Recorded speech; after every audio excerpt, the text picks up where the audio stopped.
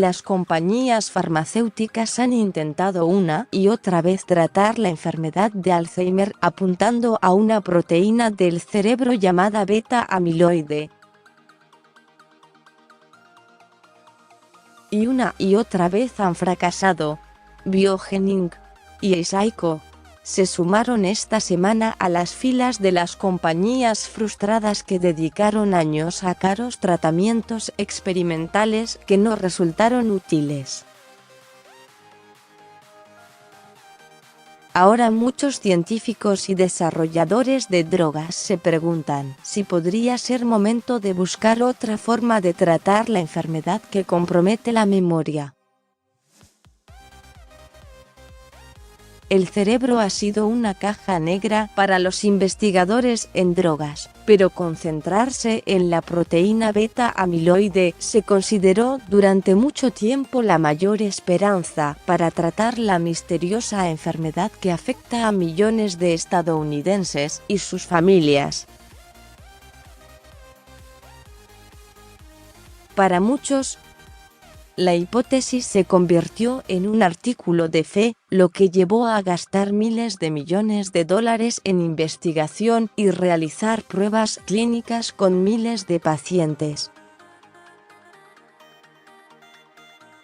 Ya no es ciencia, dijo George Perry, un profesor de biología de la Universidad de Texas en San Antonio, que se ha mostrado muy crítico en relación con la teoría de la beta-amiloide.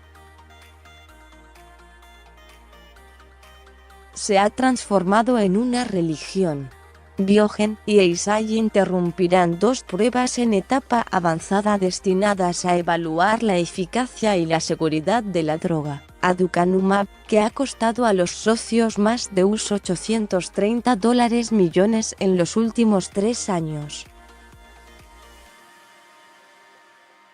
Los resultados demostraron que no era probable que la droga ayudara a los pacientes, dijeron las compañías en una declaración, y la interrupción no se relacionaba con motivos de seguridad.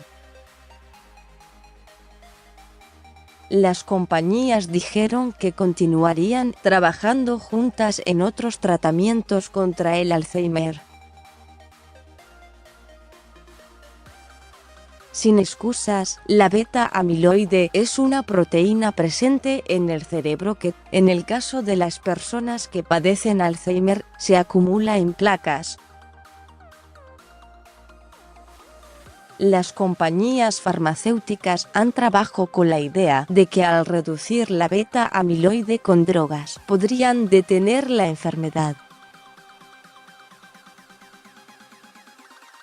Sin embargo, aún no se sabe si la proteína es la causa del Alzheimer o si es solo una memoria neurológica de un daño ya causado.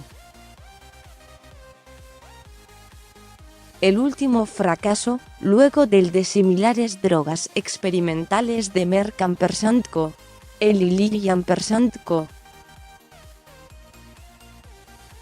y Pfizer Inc., en pruebas en gran escala, ha llevado a los científicos a preguntar si la insistencia en apuntar a la proteína ha impedido la inversión en probar drogas contra otros posibles blancos del Alzheimer. Cada vez que fracasa un medicamento que apunta a la amiloide, la teoría se adapta, dijo Perry. Sus impulsores sostienen que una droga que fracasó no apuntaba a la forma adecuada de la amiloide o que no se probó en pacientes en los cuales la enfermedad se encontraba en una etapa temprana. Nos estamos quedando sin excusas para explicar por qué los tratamientos centrados en la beta-amiloide no funcionan, dijo Zaven Khachaturian, editor de la publicación médica Alzheimer & Dementia. El campo ha pasado a estar tan concentrado en la amiloide que le cuesta cambiar, dijo. Pero las compañías farmacéuticas siguen intentándolo con la esperanza de que el camino que siguen va a generar drogas exitosas. nunca se ha establecido que la causa es la amiloide, dice Murali Doraiswamy, especialista en Alzheimer del Sistema de Salud de la Universidad Duke. Agregó que el campo tiene que reagruparse. Tenemos que volver a evaluar las pruebas existentes a la luz de la nueva información.